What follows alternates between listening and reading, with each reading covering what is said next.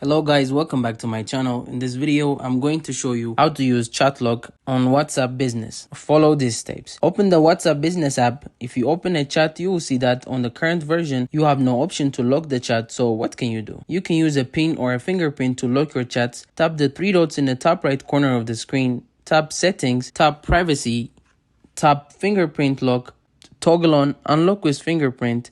You will need to confirm this action by using your fingerprint. Also, you can see the automatically lock option. I suggest if you want the best privacy, set it immediately or after 1 minute. Also, you can disable the show content in the notifications option. If this is disabled, then you will only receive a notification that you have a message and not the content of the message. Now you can use the fingerprint to unlock your WhatsApp. You can see now that the system works great.